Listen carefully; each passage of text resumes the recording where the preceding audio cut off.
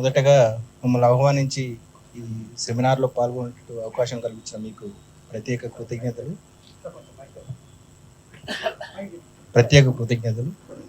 ముందుగా వేదిక ఉన్న కమిషన్ చైర్మన్ గారు కోదండరెడ్డి గారు, కోదండరామ్ గారు, మిగతా పెద్దలు.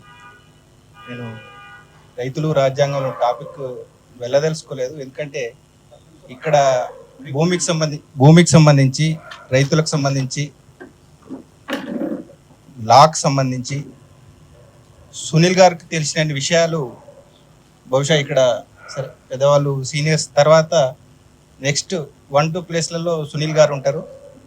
ఆ ఇష్యూస్లో వెళ్లకుండా మేము చేసే బాధ్యతను సునీల్ గారు చేసే పనులకు సునీల్ గారు చేసే ఆయన ఒక టార్గెట్ పెట్టుకున్నారు. సమాజంలో భూ సమస్యలు ఎక్కువ ఉంటాయి, భూ వివాదాలు ఎక్కువ ఉంటాయి, లాకు సంబంధించిన ఇష్యూస్ ఎక్కువ ఉంటాయి. ఆ లాకు సంబంధించి కావచ్చు, భూములకు సంబంధించి కావచ్చు, ఆ ఇష్యూస్ ప్రధానమైనవి ఎక్కువగా బాగా క్రిటికల్గా భూములకు సంబంధించి ముడిపాటు ఉంటున్నాయి. ఆ భూ వివాదాలకు సంబంధించి ప్రజలను చైతన్యవంతం చేయాలి. ప్రజలకు సాధ్యమైన మేరకు ఎటువంటి డబ్బులు లేకుండా ఈజీగా సమస్యకు పరిష్కారం దొరికే విధంగా ఒక సొల్యూషన్స్ కనుగొనాలి. సొల్యూషన్స్ మనం అడ్వైజ్ చేయాలి. మనకు తోచిన విషయాన్ని నలుగురు పంచాలని సునీల్ గారి తాపత్రయాన్ని చూసి నిజంగా కూడా నాకెంతో ఆనందం అనిపించేది. సార్కు తెలిసిన సబ్జెక్ట్ని నలుగురికి పంచాలని ఒక ప్రోగ్రామ్ చేయాలి.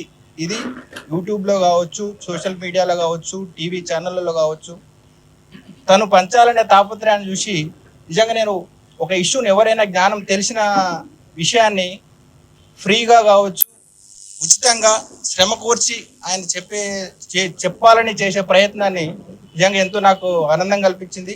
ప్రభుత్వంలో భాగస్వామ్యంగా ఉన్న మా టీశాట్ తరఫున తనకు ఆల్వేజ్ వెల్కమ్ చెప్తూ, ఎప్పుడైనా సమయం లేకున్నా కూడా లేదు సార్ మీ ప్రోగ్రామ్కి చాలా ప్రయారిటీ ఉంది, మీ ఇష్యూస్ మీరు చెప్పే సమస్యలకు పరిష్కారాలు ప్రజల్లో చాలా ఆదరణ ఉంది, రైతులు కూడా బాగా ఇంట్రెస్ట్ ఉన్నారు అని చెప్పి సార్కు ప్రత్యేకమైన అవకాశాలు కల్పిస్తూ మా టీశాట్ తరఫున ప్రజలను ఎడ్యుకేట్ చేసేందుకు సార్కి ఎల్లవేళలా అందుబాటులో ఉంటాము.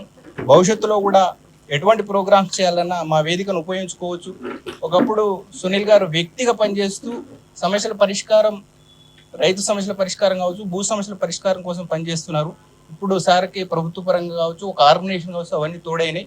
ఇక ముందు కూడా భవిష్యత్తులో ఎలాంటి సహకారం కావాలన్నా మా సీనియర్స్ కావచ్చు, మా పై ఆఫీసర్స్ సహకారం తీసుకొని ఎల్లవేళలా సునీల్ గారికి అందుబాటులో ఉంటూ ఆయన చేసే ప్రయత్నంలో భూ సమస్యల పరిష్కారంలో మేము తోడ్పాటును అందిస్తామని చెప్పడానికి మాత్రమే నేను కేవలం ఇక్కడికి వచ్చాను.